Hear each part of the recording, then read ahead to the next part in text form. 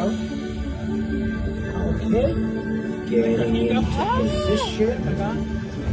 These wings will give you a dragon's eye view of Earth. No dragons required.